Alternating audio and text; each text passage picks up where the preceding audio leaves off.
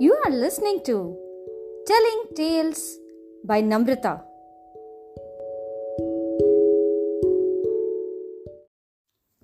Hello, children.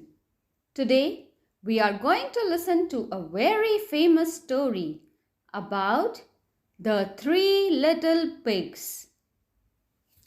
Once upon a time, there was an old mother pig, Mrs. Pig, who had three little pigs. After working hard for many years, Mrs. Pig now was very tired. She said to her three little pigs, "I can't do this work any more, oh dear. You three must leave home. I really fear. Make your own way in the world ahead to earn your own butter bread and find a shed." So the three little pigs set off. After walking for a while, they found a large ground near a jungle which appeared nice to live. They all decided to make their own houses at that place so that they can live comfortably and also be close to each other. Soon they all set off to get some material to build their houses. The first little pig met a man carrying a bundle of straw. The little pig was lazy and decided not to go any far in search of material. Hence, he decided to build the house using straws. The pig politely said to the man, "Excuse me, would you please sell me some of your straw? I can make house with these," said little pig in awe. The man thought, house of straw seems crazy. Little he knew that the pig was being lazy. However, the man agreed and the first little pig came back with straws to build his own house. The second pig also wanted to build his house quickly without much effort so that he could find some time to play. He decided to build his house with sticks. Soon he found a woodcutter carrying some sticks, and the little pig said to him, "Excuse me, would you please sell me some sticks so I can build a house?" said the second little pig. The man thought, house of sticks may be a waste. Little he knew that the pig was in haste. However, the man readily agreed, and the little pig came back with sticks to build his house. The third little pig was thoughtful and hardworking. He thought, "My house shall be big and strong. It shall keep me safe, so I cannot go wrong." He carried on down the road until he met a man with a cartload of bricks. "Excuse me, please can you sell me some bricks so I can build a house which shall be strong and fix?" "Of course," said the man. "Where would you like me to unload them?" The third little pig showed the ground and pointed. "Over there, please." Now, the three little pigs had materials to build their own houses, and they all set to work, and by night time, the house of straw and the house of sticks were built. But the house of bricks was only just beginning to rise above the ground. The first and the second little pigs laughed. They thought their brother was really silly, having to work so hard when they had already finished. However, a few days later, the brick house was completed and it looked very smart with shiny windows, a neat little chimney, and a shiny knocker on the door. One starlit night, soon after they had all settled in, a wolf came out looking for food. The wolf was a very big, bad, and a greedy sort of wolf.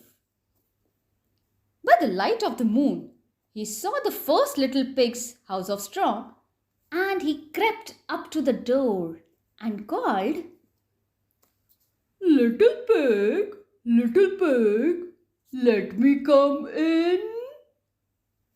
No, no, not by the hair of my chinny chin chin, replied the little pig. Then I'll huff and I'll puff and I'll blow your house in, said the wolf. And he huffed and he puffed and he blew the house away. But the little pig ran away as fast as he could and went to the second little pig's house to hide. The next night, the wolf was even hungrier and he saw the house of sticks. He crept up to the door and called, little pigs, let me come in. Oh no, not by the hair on a chinny chin chin, said the first and the second little pigs as they both hid trembling under the stairs. Then I'll huff and I'll puff and I'll blow your house in, said the wolf. And he huffed and he puffed and he blew the house away. But the two little pigs ran away as fast as their trotters could carry them and went to the third little pig's house to hide. Looking at the two little pigs, the third pig realized what happened. He let them in. The following night, the wolf was even hungrier and looking angry and violent than ever. Prowling around, he came to the third little pig's house. He crept up to the door and called, little pig, let me come in. Oh no, not by the hair on my chinny chin chin, said the third little pig, while the first and the second little pigs hid trembling under the stairs. Then I'll huff and I'll puff and I'll blow your house in, said the wolf.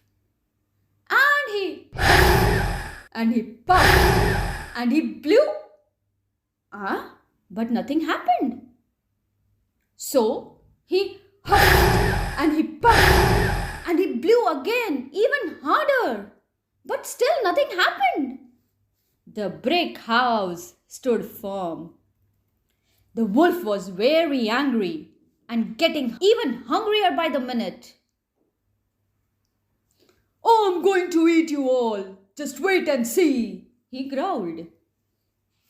He went around the house, trying to find a way in. The little pigs trembled when they saw his big eyes peering through the window. Then they heard a scrambling sound. The third little pig said, quick, quick, he's climbing the tree. I think he is going to come down the chimney. The three little pigs got the biggest pan they had and filled it with water and put it on fire to boil. All this time they could hear the sound of the wolf climbing the tree and then walking along the roof. The little pigs held their breath. The wolf was coming down the chimney. Nearer and nearer he came until, with a tremendous splash, he landed in the pan of hot boiling water. He screamed and shot back up the chimney, thinking his tail was on fire. The last the three little pigs saw the big bad wolf was him flying over the treetops, clutching a very sore tail. And the wolf never returned again. So, the three little pigs lived together happily ever after in their very smart house of bricks. So, kids, what do we learn from the story? One should work hard for success rather than finding shortcuts, with the hope that the hard work will eventually lead to favorable outcomes.